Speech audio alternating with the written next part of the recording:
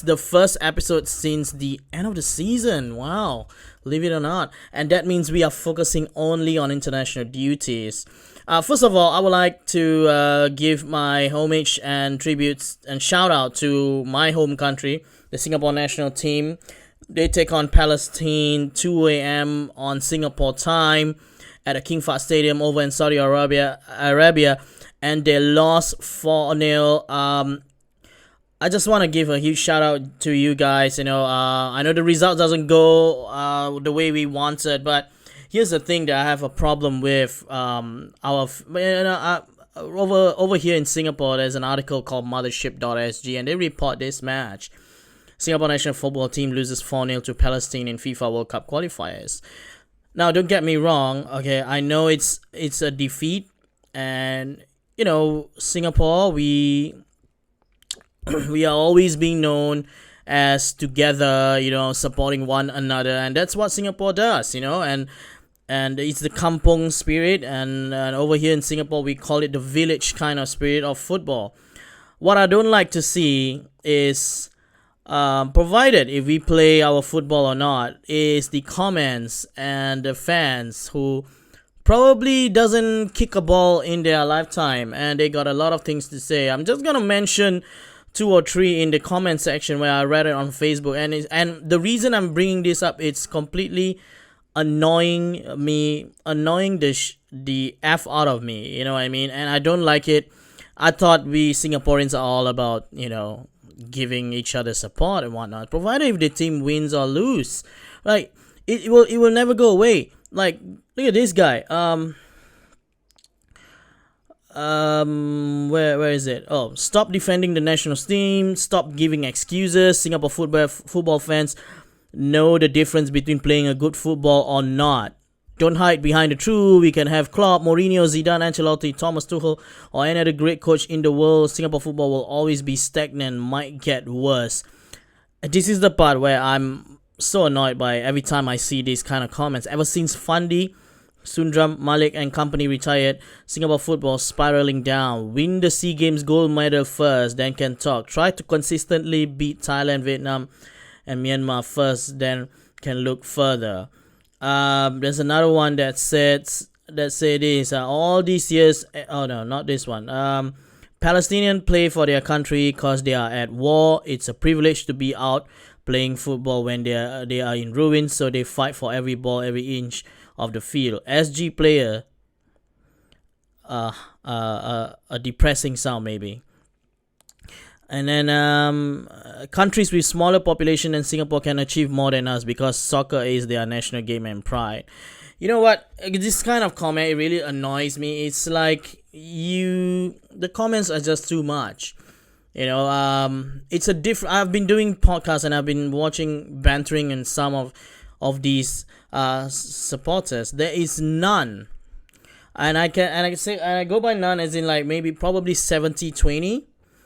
When England lose a football match, when Turkey lose a football match, when Japan lose a football match, their fans is not kicking their national team while it's down, and they will be like, in fact, they will cover all of their mistakes. They always have reasons and excuses of why their team lose. And in Singapore, it's very different. The fans, the people here, because they talk a lot of shit, and as if like they are journalists, and they talk about like as if they have played the football for 25 years. And I say this with trying to control my anger right now. I think it's a lot easier than what you made to think in a Facebook comment behind a keyboard. And the idea of people saying Fandi, Malik, I respect those guys. They are dons of the game, of course. But what have they achieved in the same thing? They won the Malaysian Cup. Yeah, so is Lions 12.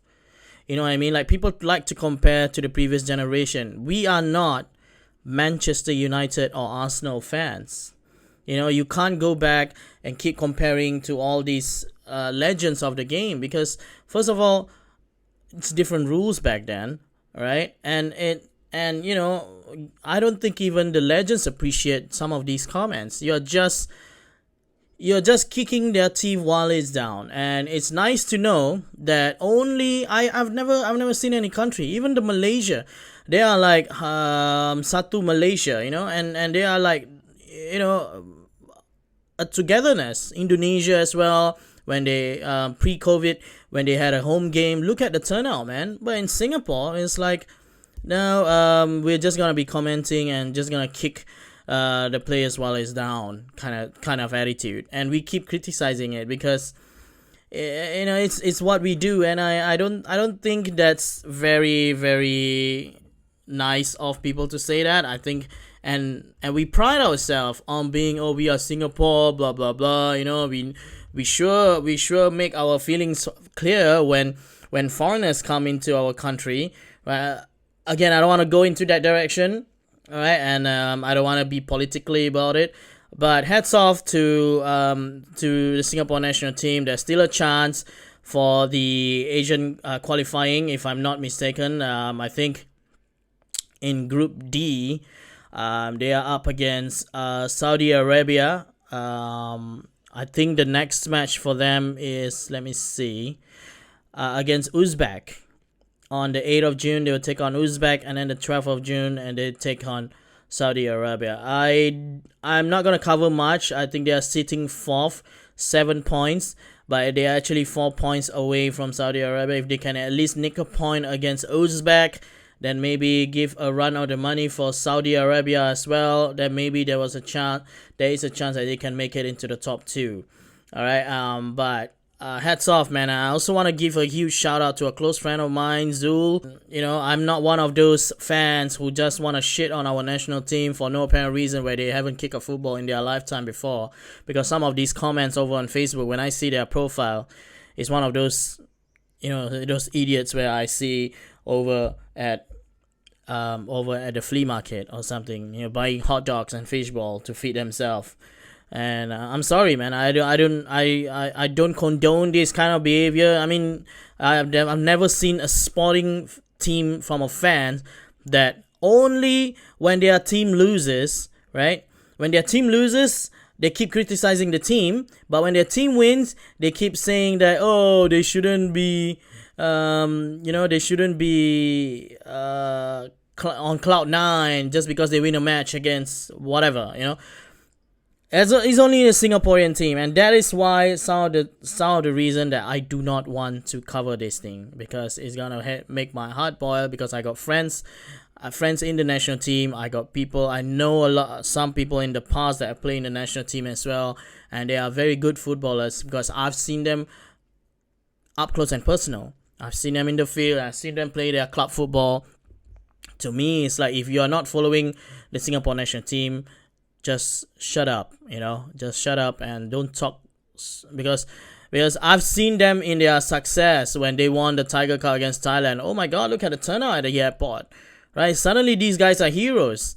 Suddenly these guys are not being compared by Fandi, by Malik or whoever, right? I'm sorry, I just feel like it's a little bit hypocritical of some of the fans here in Singapore.